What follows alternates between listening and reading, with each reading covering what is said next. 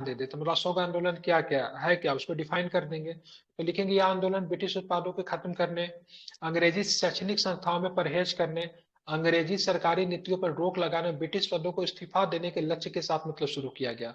दूसरी बार, यह आंदोलन का स्वरूप कैसा था? आंदोलन का स्वरूप जो था अहिंसक था, मतलब हिंसक नहीं था, अहिंसक था। और इसका मतलब उद्देश्य क्या था? तो इसका उद्देश्य जो था, ठीक है, जालियांवाला बाग, नरसंहार, रॉलेट एक्ट जैसी घटनाओं की पृष्ठभूमि से मतलब देशव्यापी मतलब क्या था? समर्थन प्राप्त करना था, ठीक है। और भारत में गांधी जी के द्वारा चलाया गया पहला जन आंदोलन था, इस शब्द को भी आप जोड़ देंगे, शुरुआत में ही लिख सकते हैं अशोक आंदोलन भारत में गांधी जी के द्वारा चलाया गया पहला जन आंदोलन था। हालांकि गांधी जी ने पहला आंदोलन की बात करेंगे भारत में, तो शुरुआत किसकी की थी? ठीक है, किसकी की थी? तो आपको ध्यान 1917 में रखना है, में जो शुरू किए थे। 1917 वाला, ठीक है। लेकिन वो एक जन हम्म। आंदोलन नहीं था, क्योंकि न तो उसको व्यापक स्तर पर लोगों का उसमें पार्टिसिपेशन देखने को मिला था, नहीं मतलब पूरे क्षेत्र में, पूरे देश में नहीं था, केवल एक छोटे से चंपारण तक ही वो सीमित रहा था। हालांकि उसका असर आगे के आंदोलन में देखने को मिला था, लेकिन उसका क्षेत्र पूरा व्यापक नहीं था, ठीक है। आप देखेंगे सिर्फ यहाँ पे, देखिए किसान तक अशोक ही सीमित था। बिल्कुल शाम तक ही सीमित था, ठीक है, इसलिए जन आंदोलन हम्म। कहना उचित नहीं होंगे।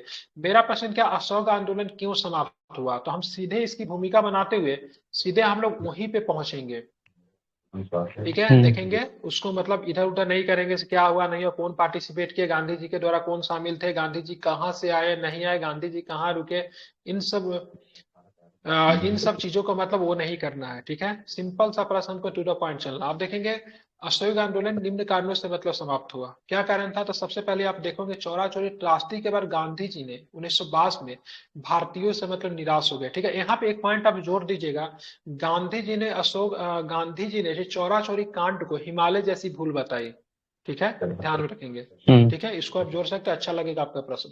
अब यहाँ पे देखेंगे असहयोग आंदोलन की मतलब वापस लेने का कारण, सबसे बड़ा कारण क्या था? चौरा चौरी कांड था, इसमें कोई दो राय नहीं, आपको पता है, ठीक है। आप देखेंगे यहाँ पे आप एक चीज लिख सकते हो, ठीक है, अंडरलाइन करते हुए हम्म। चलिएगा इस सबको, पॉइंट को।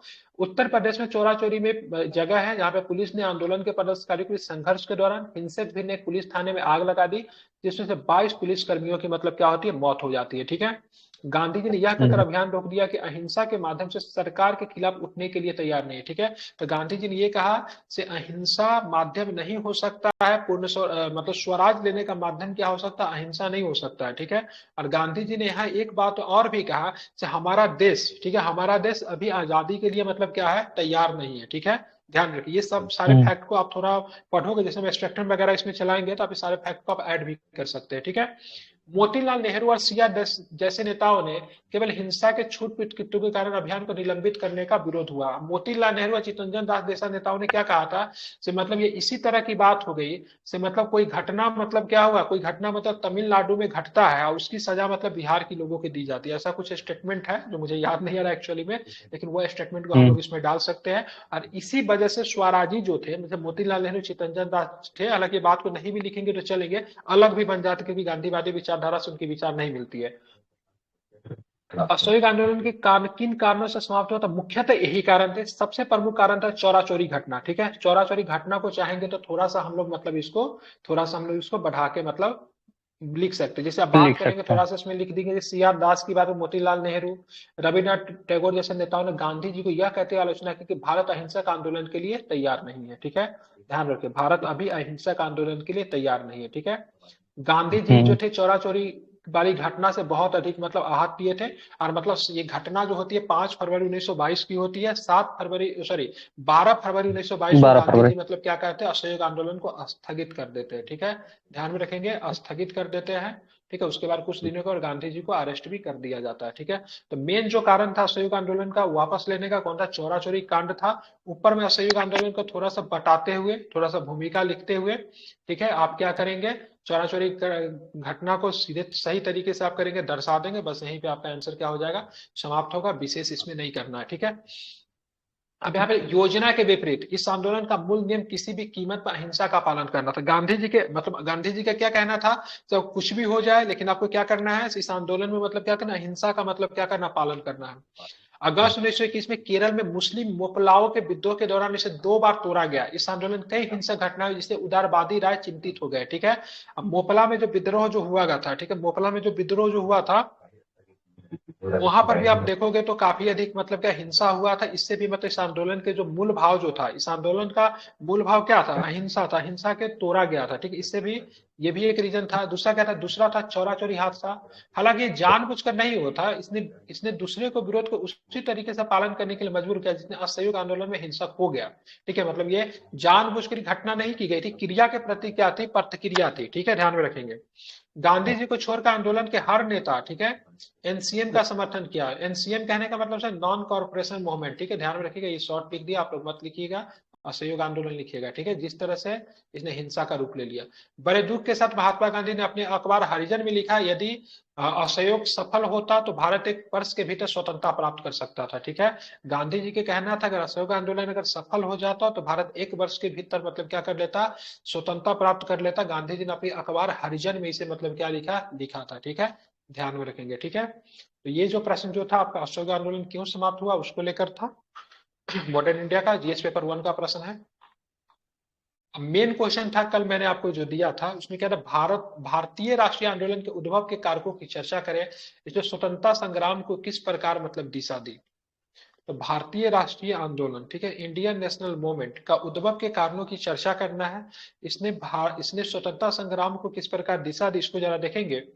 तो सबसे पहले हम लोग परिचय देखेंगे। परिचय क्या है? तो भारतीय राष्ट्रीय आंदोलन अंग्रेजों के दमनकारी औपनिवेशिक कारण के शासन के खिलाफ भारतीयों द्वारा लंबे समय से चले आ रहे संघर्ष की परिणति था। आर्थिक शोषण, सांस्कृतिक और धार्मिक दमन, राजनीतिक अधीनता और स्वशासन की इच्छा जैसे कारकों ने आंदोलन को प्रेरित किया। ठीक है, तो सबसे पहले बात करेंगे भारतीय राष्ट्रीय आंदोलन का बहुत सारे कारण थे जो कि लंबे समय से चली आ रही थी। कारण कोई एक दिन में नहीं बना था। ठीक है, इसके कारण की बात करेंगे तो बहुत लंबे समय से आर्थिक शोषण था जो कि ब्रिटिश के द्वारा किया जा रहा था। सांस्कृतिक और धार्मिक दमन था। ठीक है, राजनीतिक अधीनता थी। स्वशासन की इच्छा थी, ये लोग मतलब सेल्फ गवर्नमेंट चाहते थे, ब्रिटिश देना नहीं चाहती थी। इन सारों कारणों से मतलब आंदोलन को प्रेरित किया गया। भारतीय राष्ट्रीय आंदोलन के उद्भव के कारण सबसे पहले देखेंगे तो सबसे पहले क्या होगा? ब्रिटिश शासन के तहत भारतीय एकता। ठीक है, मतलब क्या कारण था? तो ब्रिटिश शासन के प्रति मतलब क्या था? भारतीय एकता। ब्रिटिश राज के विभिन्न रियासतों को अपने नियंत्रण में करके भारत में राजनीतिक एकता की झलक पेश की। ठीक है, मतलब ब्रिटिश ने यहाँ पे अपने फेवर में कुछ काम किया लेकिन वही चीजें मतलब आगे चल के ब्रिटिश के खिलाफ हो जाता है। ठीक है, जैसे भारत क्या था? अलग अलग छोटे छोटे क्षेत्रों में बटा हुआ था। जब ब्रिटिश ने राज्य हड़प नीति का जब प्रयोग किया तो बहुत सारे क्षेत्रों को मतलब क्या मिला लिया, ब्रिटिश साम्राज्य में मिला लिया। और जब बहुत सारे क्षेत्र जब ब्रिटिश साम्राज्य में मिलेंगे तो वहीं से मतलब राष्ट्रीयता का मतलब क्या होता है? जन्म होता है। ठीक है, ध्यान में रखें। हालांकि इस एकता को, ठीक है, पदाक्रमित और केंद्रीकृत प्रशासन के माध्यम से लागू किया गया था जिसके शासन में स्थानीय समुदाय की भागीदारी हाशिए पे डाल दिया था। दूसरा रीजन क्या रहा? परिवहन और संचार के साधनों का विकास।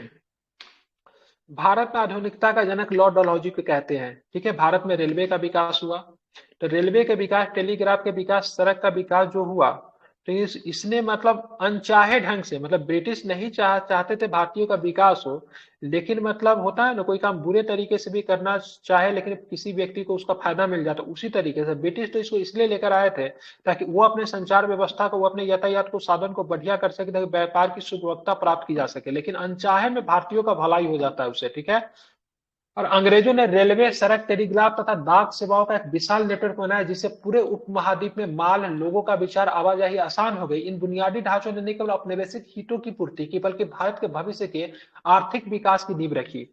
ब्रिटिश लाए थे अपने हितों की पूर्ति के लिए, उसने रेलवे चलाई थी, लेकिन उस रेलवे चलाने से औपनिवेशिक हितों की तो पूर्ति हुई लेकिन साथ में भारतीयों का भी मतलब क्या हो गया? उससे बहुत अधिक तक मदद हो गया जिससे मतलब भारत में राष्ट्रीयता का मतलब क्या हुआ? जन्म हुआ। ठीक है, जो कि मतलब क्रांति के लिए प्रमुख एक सूत्रधार बना। ठीक है, पश्चिमी शिक्षा का परिचय। ब्रिटिश ने भी ये भी मतलब भारतीयों को मतलब अनजाने में किया। पश्चिमी शिक्षा का मतलब इंट्रोड्यूस किया गया, अंग्रेजी शिक्षा की अनुशंसा की गई।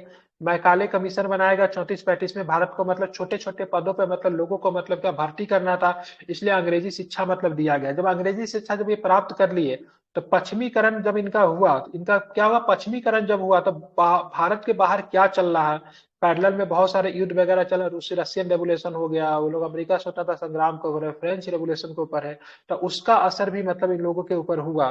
ठीक है, उसका भी असर आपको आपको देखने को मिलता है। पश्चिमी शिक्षा का परिचय की वजह से बहुत अधिक तक भारतीय राष्ट्रीय आंदोलन के उद्भव के कारण बने थे। ठीक है, सामाजिक धार्मिक उदाहरण आप देखोगे उस समय 19वीं शताब्दी में कई सुधार आंदोलन हुआ जिनमें प्रतिगामी व दमनकारी समझी जाने वाली सामाजिक और धार्मिक प्रथाओं को मतलब चुनौती देने की बात की। 19वीं शताब्दी के शुरुआत में जो 1829 में सती प्रथा को बंद कर दिया गया, 1843 में बात करेंगे तो दास प्रथा को समाप्त कर दिया गया, खोंड जनजाति में एक प्रथा थी नरबली प्रथा को, उसको समाप्त कर दिया गया। और साथ में बहुत सारे मतलब ऐसे मतलब महापुरुषों का मतलब उदय हुआ, जैसे राजा राम मोहन राय का उदय हो गया, रानाडे साहब का उदय हो गया।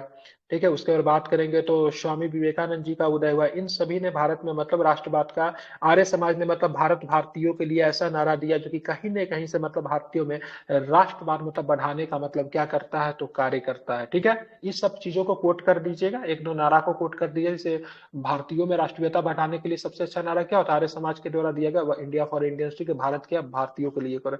इन सब चीजों से मतलब क्या हुआ, मतलब समाज में एक पढ़े लिखे लोगों का वर्ग का उदय हुआ जिसके समाज के विभिन्न वर्गों को प्रभावित करने की उन्होंने मतलब क्या की, कोशिश की।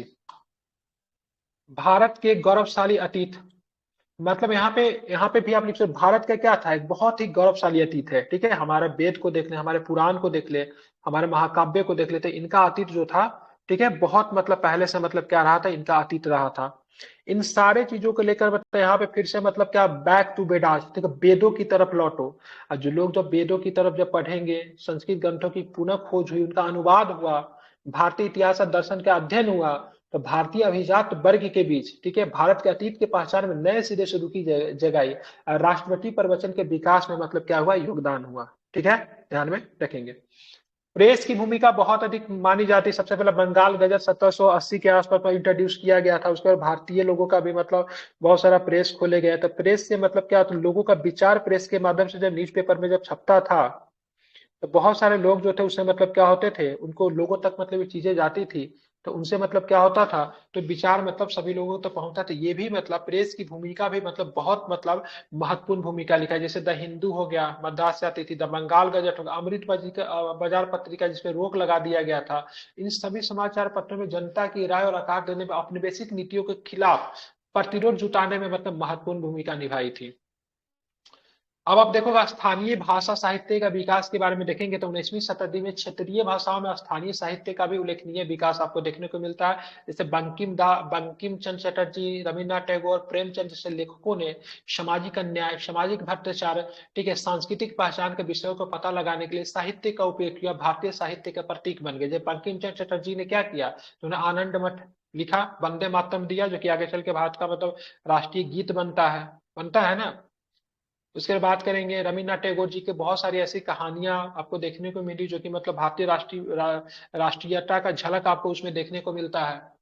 बात करेंगे मुंशी प्रेमचंद्र की, बात करेंगे उन्होंने मतलब क्या किया था, उन्होंने समाज के बहुत सारे चीजों को, जैसे बहुत सारे विधवा विवाह को दिखाया, ठीक है, बड़े घर की बहू एक कहानी हो गई, बहुत सारे जो समाज के विभिन्न चीजों का मतलब उन्होंने अपने कहानी के माध्यम से मतलब दिखाने का मतलब काम किया। ठीक है, अब प्रथम स्वतंत्रता संग्राम की स्मृति तो थे 1857 में जो हुआ था, जिसने मतलब एक बहुत ही मतलब बोल सकते हैं ना, भारतीयों के चेतना पे अमिट प्रभाव छोड़ा था। ठीक है, और यहाँ पे ब्रिटिश की नीति जो थी, फूट डालो राज करो की नीति, ठीक है, इन सब के खिलाफ भी भारतीयों में आक्रोश मतलब पैदा हुआ, प्रतिरोध मतलब पैदा हुआ। ये सारे रीजन जो थे, तो मुख्यतः क्या चीज के रीजन बन गए, तो भारतीय राष्ट्रीय आंदोलन के उद्भव के मतलब कारण बना। ठीक है, एक इसमें आप जोड़ सकते हैं नस्लीय विरोध भी जोड़ सकते हैं। नस्लीय विरोध में क्या था, इन लोग बोले थे भारत क्या है, भारत के लोगों को, ठीक है, भारत के लोगों का शिक्षित बनाने की जिम्मेवारी हमारी है। ठीक है, मतलब ये हम लोग को बिल्कुल नस्लीय भेदभाव की तरह से हम लोग को पूरी तरीके से देखते थे।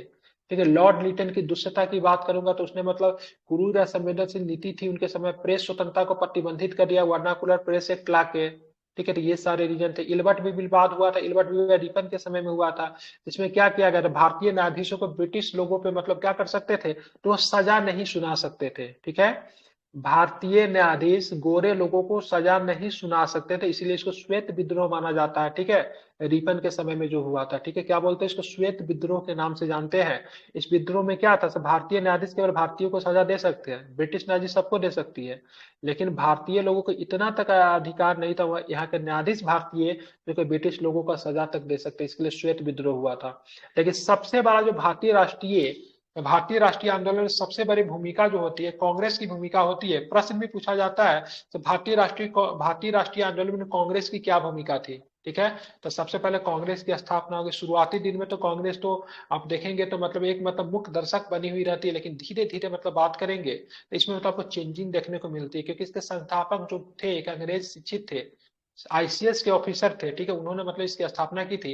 लेकिन धीरे धीरे इसमें काफी बदलाव आपको देखने को मिलता है, और आप देखेंगे संगठनात्मक संरचना धीरे धीरे इसकी बदलती है, और आगे चल के कांग्रेस ही बनता है। क्या बनता है? भारतीय राष्ट्रीयता का सबसे बड़ा मतलब पेपर, अब क्या बोलते हैं उसको, पोस्टर बॉय बनकर मतलब सामने आता है, ठीक है। अब उसके बाद देखेंगे यहाँ पे बहुत सारे ऑप्शन है, इसको आप सभी लोग पढ़ सकते हैं। संघात्मक संरचना हो गया, ठीक है, वैचारिक एकता हो गया, जन लामबंदी। देखिए आपको क्या करना है, आपको सारे के सारे, ठीक है, सारे के सारे आपको क्या करने हैं, आपको ऑप्शन क्या बोलते हैं इसको, इसको आपको ध्यान में रखने हैं। जब आपको ये सारे के सारे पॉइंट जब आपको ध्यान रहेंगे तो आप इसको आराम से मतलब क्या कर सकते हैं, एक्सप्लेन कर सकते हैं, ठीक है। आप कोशिश कीजिए जो भी प्रश्न दिया जाता है इसको पढ़ लीजिए, उसको अपने शब्दों में मतलब क्या कीजिए, लिखने का मतलब क्या कीजिए, कोशिश कीजिए, ठीक है, ध्यान में रखेंगे, ठीक है। अब बात अंतर्राष्ट्रीय समर्थन भी आपको मिलना शुरू हो जाए, जैसे सुभाष चंद्र बोस की बात करेंगे, ठीक है, जवाहरलाल नेहरू की बात, इन सभी लोग ने ब्रिटिश अन्याय को उजागर करके अन्य देश अंतर्राष्ट्रीय संगठनों का समर्थन मांगा। जैसे रूस गए थे ये सभी लोग, रूस में रसिया में जाके मतलब समर्थन मांगते हैं, भारत के बाहर जाके मतलब समर्थन मांगते हैं, तो सभी जगह से मतलब क्या होने लगा, तो आवाज उठने लगी। इन्हीं सभी की वजह से आप देखेंगे तो भारतीय राष्ट्रीयता का मतलब लोगों में विकास हुआ। अब फलस्वरूप आप देखते हो आगे चल के मतलब क्या है, व्यापक आंदोलन का स्वरूप ले लिया। 1942 में आप देखते ही हो भारत छोड़ो आंदोलन की शुरुआत होती है, और इसी के तहत भारत को मात्र 6 वर्षों में मतलब 5 वर्षों के अंदर में ही आपको क्या देखने को मिलता है, एक आजादी देखने को मिल जाती है। निष्कर्ष में आप इन सब चीजों को लिख सकते हो, भारत को सबसे कम समय में, ठीक है, सबसे कम समय में आजादी मतलब भारत को मिली थी, और सबसे कम रक्तपात, सबसे कम रक्तपात जो था भारत में ही आपको देखने को मिलता है, ठीक है, सबसे कम ब्लड शेड हुआ। दूसरे देशों की कंपेयर करें, चीन में देखे, रसिया में देखे, फ्रांस में देखे, वहां पे तो हालांकि राजतंत्र से मुक्ति मिली थी। आप अमेरिका में ही देख लो कितनी लंबी लड़ाई लड़नी पड़ी, ठीक है। तो बहुत सारे रीजन थे, तो इन सारे चीजों को निष्कर्ष में लिख सकते हैं। मुख्यतः कारण निकले, एक सामाजिक कारण हो जाएगा, आर्थिक कारण हो जाएगा, राजनीतिक कारण हो, बहुत सारा चीज को आप पढ़ते हुए इसको आप अच्छे से इस प्रश्न को लिख सकते हैं। 38 नंबर के आई थिंक ये प्रश्न रहा होगा। कम से कम कोशिश कीजिए 38 नंबर के जो प्रश्न है उसके 300 से 350 शब्दों में लिखने की कोशिश कीजिए। जो 8 नंबर का प्रश्न है उसको 120 से 150 शब्दों में लिखने की कोशिश कीजिए, ठीक है। तो ये पहला प्रश्न था, मैंने थोड़ा बता दिया है, इसको सभी लोग लिखिए। दिक्कत होता था आप यहाँ से भी देख सकते हैं, गूगल का भी मदद देख सकते हैं। धीरे धीरे आप लिखेंगे तो अभी भले ही आपको दिक्कत हो सकती है, लेकिन धीरे धीरे बिल्कुल यू गॉट वेरी नॉर्मलाइज, ठीक है, बहुत नॉर्मल हो जाएंगे और चीजें आप सही से करने लगेंगे, ठीक है।